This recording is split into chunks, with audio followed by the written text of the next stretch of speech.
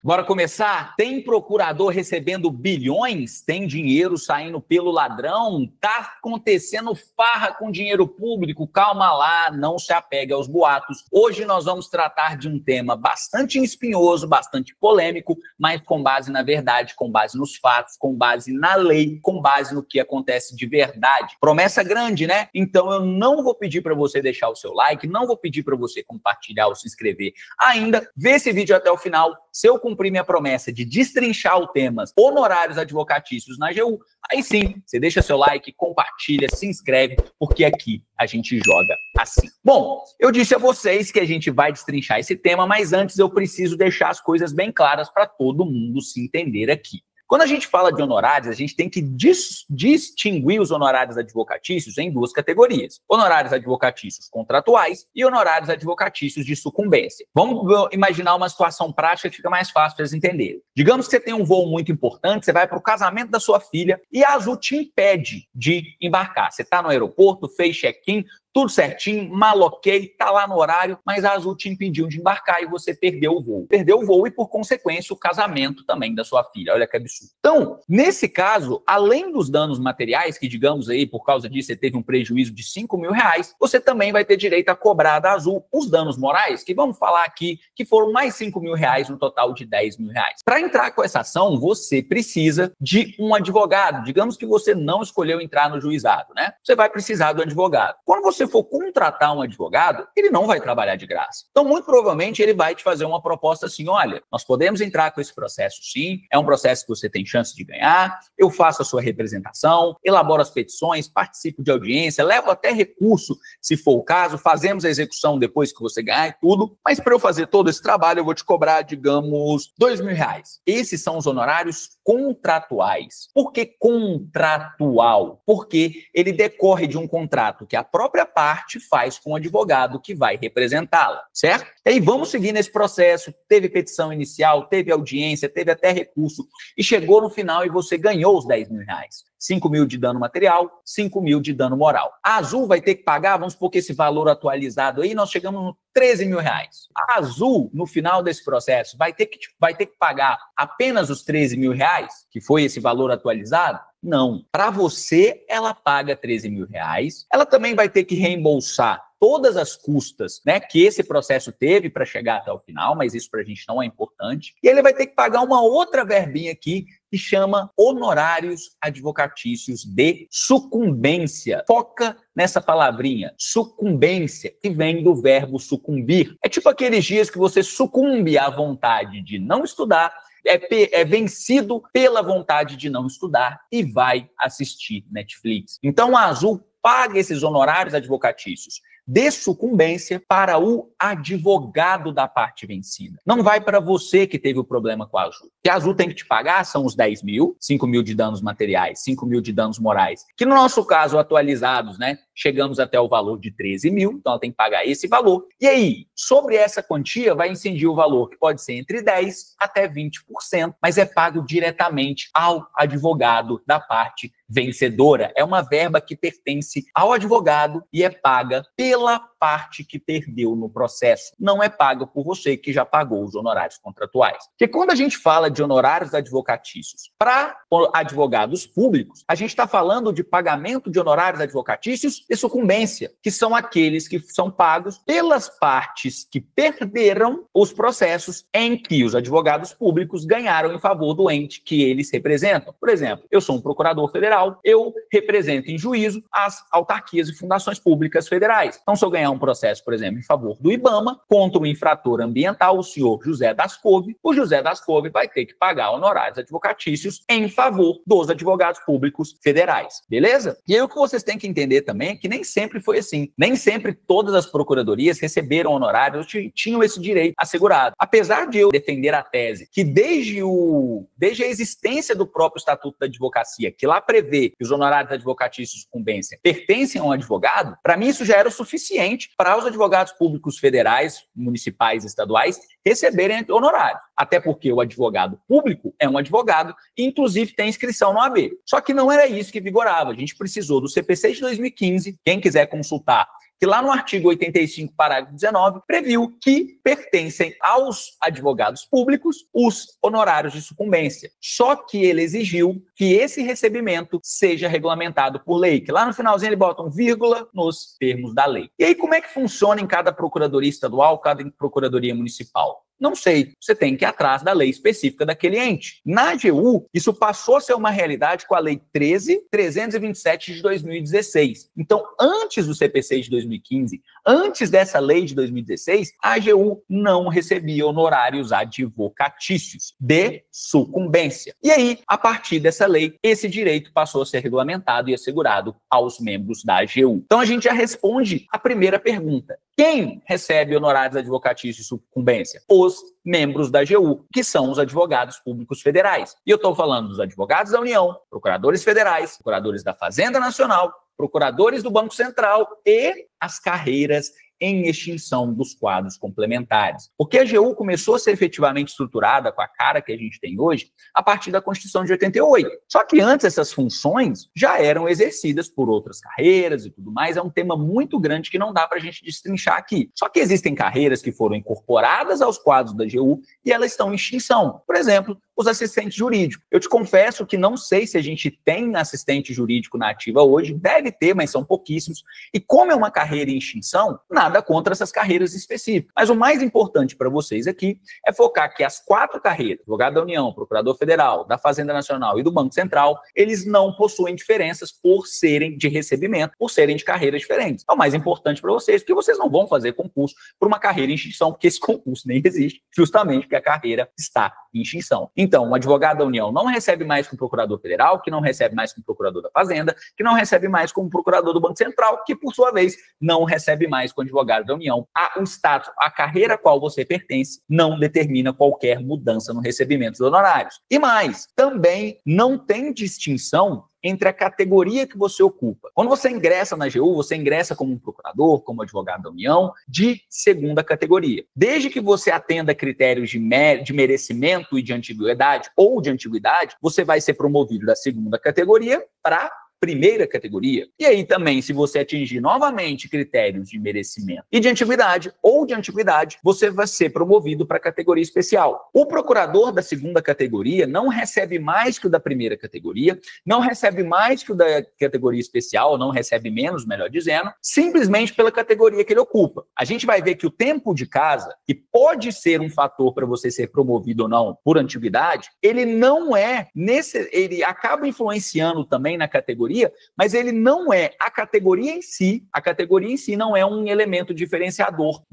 do recebimento da cota. É lógico que quanto mais tempo você tem de casa, mais honorários você recebe, e aí você também tem mais chances de ser promovido. Mas o fato de você estar na categoria especial não te dá direito de receber mais honorários de quem está na segunda categoria. Entenderam? Isso aí não é uma diferença relevante. Entendam isso, nós já vamos chegar aí no que faz diferença do recebimento dos honorários. Agora a gente está focando no que não faz diferença. E também pensa comigo, onde há o pagamento de honorário de sucumbência? É só no processo judicial, né? Apesar disso, não é só o procurador que atua no contencioso, que pega processos judiciais, que recebe honorários. Procuradores do consultivo, aqueles que atuam no âmbito administrativo, também recebem. Olha só para vocês terem a diferença. Quando a gente tem processos judiciais, a gente diz que a atividade é contenciosa. Quando a gente diz que existe uma atividade de assessoramento jurídico, há uma atividade consultiva e ela não enseja processo judicial, então não tem pagamento de honorários, mas isso não faz diferença entre os procuradores. Porque olha só, eu passei boa parte da minha carreira atuando em processos judiciais. Então, a minha atuação diretamente gerava honorários. Beleza. Hoje eu estou no consultivo e eu não atuo mais em processos judiciais. Mas pensa comigo, se alguém chegar e falar assim, olha, João, você não atua em processos judiciais, você não gera honorários, então você não vai receber mais honorário. Eu acabaria até, talvez sairia da carreira ou voltaria para o contencioso e a gente teria um grande problema. Quem vai fazer aqueles processos consultivos que eu deixei lá, que eu quero continuar recebendo honorário? Então a gente vai ter que pegar um procurador do contencioso e colocar no consultivo, porque esse trabalho tem que ser feito, a gente não pode deixar de fazer. Então acaba que compensa, né? O fato de eu estar fazendo lá, se eu não estivesse fazendo a atividade consultiva, esse trabalho iria para alguém do contencioso. Esse alguém do contencioso, que hoje tem tempo só para focar nos processos contenciosos, teria menos tempo para focar nisso, porque ele teria que fazer as atividades consultivas também. E aí isso acabaria prejudicando a atuação dele. Então, mesmo que o procurador esteja no consultivo, por causa dessa lógica, por causa dessa regra, ele também recebe honorários. Não tem qualquer diferença de recebimento desse sentido por causa de ser do contencioso ou do consultivo. E agora que a gente falou sobre o que não faz diferença sobre o recebimento, vamos falar o que faz diferença. É o tempo de exercício. Então, como é que está previsto na lei? Quando você acaba de entrar na AGU, seja como procurador federal, da Fazenda, Banco Central ou advogado da União, você não recebe honorário. Quando você completa um ano, você começa a fazer direito a uma cota de 50%. E aí você fica um ano recebendo uma cota de 50%. Ao final desse primeiro ano, ela recebe um acréscimo de 25%, de forma que você fica mais um ano recebendo 75%. E quando você completa 3 anos, você recebe 100% de uma cota de honorários advocatícios. Por isso que eu digo para vocês que, olha, quando você tem 3 anos de casa, você já tem chance de ser promovido, talvez por merecimento, talvez até por antiguidade, se você der sorte. Com 3 anos, você vai receber 100% dos honorários. Mas é só por uma coincidência dos critérios, né, de promoção e de recebimento de honorários que isso pode acontecer simultaneamente. Mas o fato de você ser promovido para a primeira categoria ou para a categoria especial não altera o seu direito ao recebimento nem o valor da sua cota. O escalonamento é feito de acordo com o tempo que você entrou na carreira. E a lógica é a mesma para quem está saindo. Quando você sai, você está recebendo 100% dos honorários. A cada ano, esse valor vai caindo 7% por 10 anos, até se estabilizar num valor fixo, né? Então, essa é a forma de escalonamento na entrada e na saída. E qual que é a lógica disso aqui? Você pode achar um absurdo, mas existe uma lógica. Esse escalonamento de entrada, esse escalonamento de saída não foram feitos para prejudicar ninguém. Eles foram de acordo com uma lógica que você pode até não concordar, mas eu preciso te apresentar qual que é. Vamos voltar naquele processo da Azul ali que eu dei o exemplo no início. No dia que o seu advogado entrou com a petição inicial, esse processo específico já gerou algum honorário de sucumbência? Ainda não. No dia da audiência? Ainda não. No dia da sentença, a sentença pode até ter fixado ali, tem que fixar os honorários, mas ele ainda não foi pago, ainda não gerou honorário. A Azul recorreu, levou esse processo para o tribunal. Já houve o pagamento de honorário de sucumbência pela Azul? Ainda não. Só quando esse processo terminar, ele transitar em julgado, a gente entrar em cumprimento de sentença, é que a AGU vai pagar o que te deve, os danos morais e os danos materiais, e também os honorários advocatícios. Com base nessa ideia é que se estruturou esse rateio. A gente não tem como pegar o processo específico que eu atuei desde que eu entrei na AGU, sou um novato, acabei de entrar. Eu não tenho como fazer um levantamento de todos os processos que eu atuei, que eu deixei de atuar e falar, opa, no dia o João entrou dia 1º de janeiro de 2025, mas os processos que ele trabalhou só começaram a gerar honorários no dia 13 de maio de 2028. Então, é a partir do 13 de maio de 2028 que ele vai receber honorários. Olha que loucura você fazer isso. Não tem como. Então, mas com essa ideia de que o processo que você começa a trabalhar, ele demora um pouquinho para gerar honorários, é que se criou esse escalonamento. A gente tinha que eleger um critério. Elegeu-se o critério de um ano, depois mais um ano para aumentar 25%, mais um ano para aumentar 25%. E a mesma ideia na saída. O aposentado ficou um tempasso dentro da AGU, gerando honorário, gerando honorário, gerando honorário, gerando honorário. Quanto tempo os processos que ele trabalhou vão parar de gerar honorário? A gente criou esse critério de 10 anos, porque seria uma forma de operacionalizar. Em algum momento, todos os processos, imagina quem se aposentou há 50 anos na AGU, em algum processo, em algum momento, todos os processos que ele já trabalhou vão parar de gerar honorários, por isso que vai havendo esse decréscimo, beleza? Então, não fiquem pensando que é uma forma de prejudicar os novatos ou prejudicar os aposentados. De maneira nenhuma, existe uma lógica. Você pode até não concordar, mas saiba qual é. E aí, quem recebe os honorários são as pessoas da ativa e os aposentados com essa regra de decréscimo, só que tem uma galera da ativa que não entra nesse rateio. E eu preciso recorrer à minha colinha aqui, porque eu não lembro de cabeça. Quem está de licença para tratar de interesse particular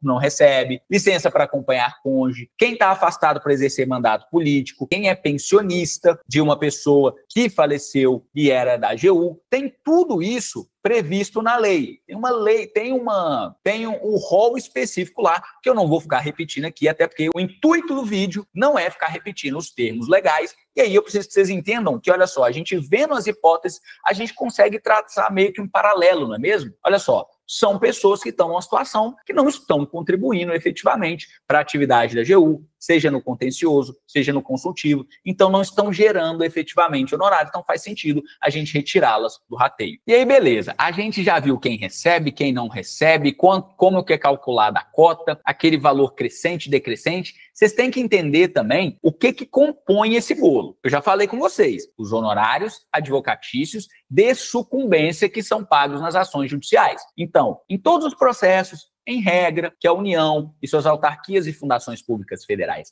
ganharem, a parte oposta vai pagar, além do valor, além do direito que foi discutido ali naquele processo, vai pagar honorários advocatícios que vão para os advogados públicos federais, que vão para os membros da AGU. Então, e além desses honorários de sucumbência, existe uma outra verbinha aqui que chama encargo legal, que incide em situações específicas que também podem compor o valor dos honorários. Quando a União cobra uma dívida judicialmente, a União ou suas autarquias e fundações, existe um acréscimo. Quando esse valor é inscrito em dívida ativa, um decreto-lei bem antigo autoriza o acréscimo de 20% sobre esse valor. Ele é o que é o chamado popularmente de encargo legal, e é um valor que é feito para cobrir as despesas de cobrança e também substituir os honorários advocatícios. É por isso que esses valores, além dos honorários advocatícios pagos em ações judiciais, esse encargo legal também compõe o fundo, justamente porque, como eu disse, é uma forma de cobrir os custos de cobrança e uma forma também de substituir os honorários. Esse encargo de 20% incide a partir do momento em que essa dívida é inscrita em dívida ativa, ela é reconhecida pela doutrina, pela jurisprudência, sem nenhum problema. A única diferença é que quando a gente está tratando de uma dívida cobrada pela União, até 75% desse encargo legal pode ser destinado ao fundo dos honorários e até 100% no caso da dívida das autarquias e fundações públicas pode ser destinada a esse fundo. Como eu já adiantei para vocês, o pagamento não é feito direto na minha conta, na conta dos advogados públicos federais pela parte contrária. Ele é composto por um fundo. Vamos lá. Falei que eu estava aqui representando o IBAMA e ganhei um processo do Zé das Couves que praticou uma infração ambiental e ele teve que pagar R$5 mil de honorários advocatícios. Ele vai pagar na minha conta do João, que estava nesse processo? Não. Ele vai pagar na conta de cada um dos 8 mil advogados públicos federais? Ele vai fazer 8 mil depósitos? Na verdade, a gente tem 8 mil carros, né? Talvez a gente não esteja com 8 mil membros na ativa. Também não. Ele recolhe esse valor para um fundo, que aí eu já entro na pergunta como esse dinheiro é dividido entre os membros da AGU. Então, a parte que sucumbiu, de novo, não é dinheiro público, é tudo dinheiro vindo da parte sucumbente, da parte que perdeu o processo. Ele paga para um fundo e esse fundo ele gera as cotas e esses valores são rateados entre os advogados públicos federais de acordo com aqueles critérios que eu te falei. Tem pessoas que estão recebendo, que não estão recebendo, que ainda não completaram um ano. Tem pessoas que estão recebendo apenas 50%. Tem pessoas que estão recebendo 75%. A maioria já está no 100%. Tem aposentado que já está decrescendo cota. Então, você faz esse gerenciamento por meio de um fundo. E aí, esse fundo é gerenciado por quem? Pelo conselho, primeiro C, curador, segundo C, dos honorários H, advocatícios, CCHA, que popularmente aqui entre os membros a gente chama de SECHA, que é a sigla do Conselho Curador dos Honorários Advocatícios. Ele é um órgão, um conselho de gestão, formado por composição paritária dos membros de cada uma das carreiras da AGU. Tem representante suplente advogado da União, representante suplente da carreira de procurador federal, representante suplente da carreira de procurador da Fazenda Nacional, e vocês sabem me falar o último, né? Representante suplente da carreira de procurador de Banco Central. Cada um desses são eleitos pelos próprios membros da carreira e eles exercem essa função de conselheiro e suplente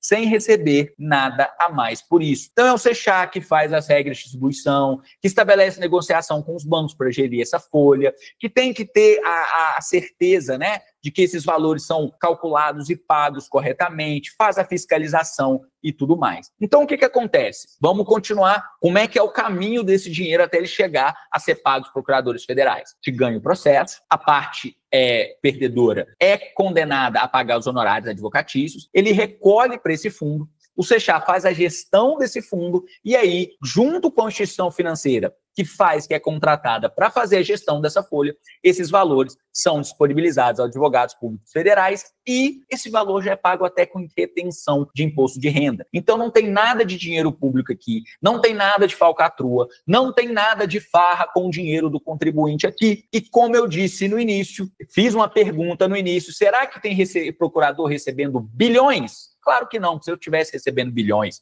todo mês eu não estava nem aqui gravando vídeo para vocês, eu estava no, sei lá, eu estava nas Maldivas, estava no iate, no meio do mar Mediterrâneo, fazendo alguma outra coisa, eu não estava gravando vídeo aqui, não vou ser hipócrita com vocês. Então, não existe esse recebimento bilionário, esse recebimento astronômico que as pessoas acabam falando por desconhecimento. Por quê? Porque o STF já se manifestou sobre a legalidade ou ilegalidade, né, constitucionalidade ou inconstitucionalidade de recebimento dos honorários advocatícios pelos procuradores, pelos advogados públicos. E nesse caso, inclusive, que ele analisou, ele não tratou única e exclusivamente dos advogados públicos federais. Analisou, inclusive, lei estadual que tratava do recebimento também. Estou falando aqui do principal julgamento, que é a ADI 6053, se você quiser dar uma conferida. Mas lá o STF tratou que essas verbas podem sim ser recebidas pelos advogados públicos, não há violação ao regime de subsídio, até porque a soma dos valores dos honorários com o valor do subsídio tem que ser limitado ao teto e até uma forma de remuneração que privilegia o princípio da eficiência. Porque olha só, os honorários advocatícios só serão recebidos no valor alto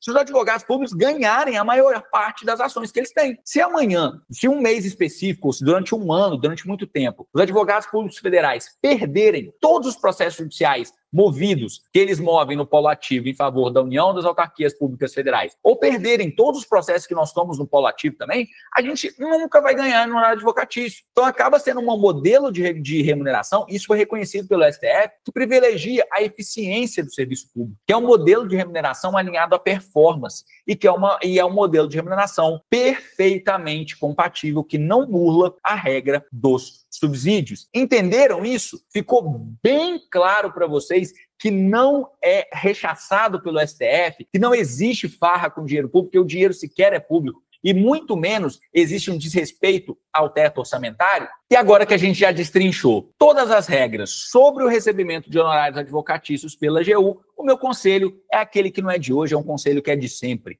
joaomarcelooliveira.com.br, a plataforma que vai reunir tudo o que o concurseiro de procuradoria precisa para ser aprovado. A gente tem aqui a mentoria da AGU, focada na turma da AGU para você que quer se preparar para os próximos concursos, mas hoje eu quero mostrar para vocês também uma ferramenta aqui que é o Destrava Procuradorias. Veja como é que ela reúne as informações de todos os concursos de procuradoria. Você pode ver aqueles que exigem ou não experiência jurídica, vocês podem ver aqueles que exigem ou não a realização de prova oral, ou vocês podem olhar, por exemplo, aqueles que recebem ou não em que existe ou não o pagamento de honorários advocatícios.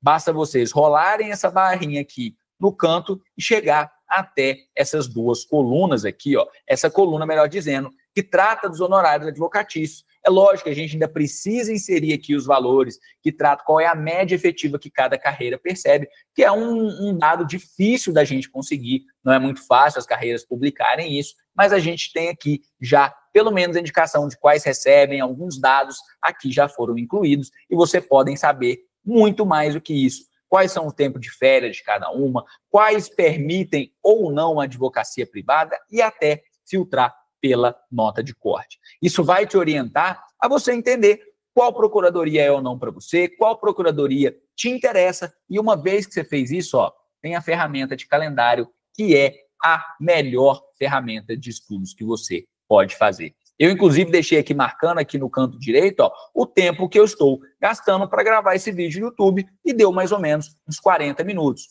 Claro que como eu não estou estudando mais para concurso, as minhas tags são um pouquinho diferentes. É o tempo que eu estou estudando para investimentos. Ontem eu já gravei umas aulas aqui para o nosso curso regular do Treine. Hoje eu estou gravando aqui essas aulas para o YouTube. Vou ter reunião para discutir novas funcionalidades aqui para a nossa plataforma que está evoluindo, está crescendo. E olha como isso vira um padrão de desenvolvimento. Ou melhor dizendo, vou mostrar mais aqui como essa plataforma é muito fácil para criar o seu cronograma de estudos. Ó. Digamos que você queira se tornar advogado da União, para em breve já estar recebendo 100% dos honorários. Essas aqui são as matérias do último concurso. Ó. E digamos que hoje, depois que eu terminar de gravar os meus vídeos no YouTube, eu quero estudar Direito Financeiro. Pronto, está criado o meu evento. E amanhã, depois que eu estudar sobre os investimentos, que é algo que eu estudo todos os dias, eu vou estudar Direito Econômico. Está criado o meu evento.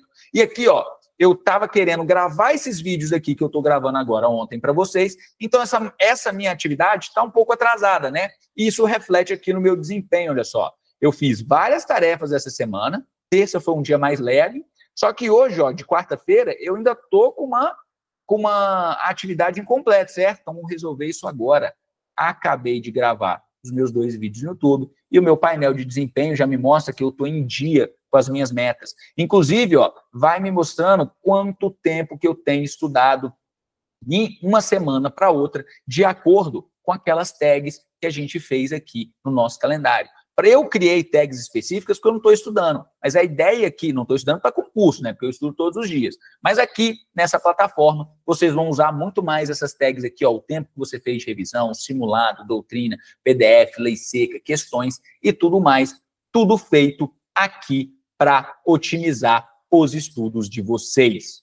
Bom, cumpri minha promessa, né? Destrinchei os honorários da AGU, mostrei a plataforma. Se você se interessou, quer se preparar comigo para os concursos da AGU ou usar a sua plataforma para organizar os seus estudos, os links estão aqui no primeiro comentário fixado. Cumpri minha promessa, mereço o seu like, mereço o seu compartilhamento, mereço a sua inscrição, mas se você quer saber quanto efetivamente cai, o valor efetivamente que cai na minha conta por os honorários advocatícios, eu tenho uma resposta para você, não te interessa.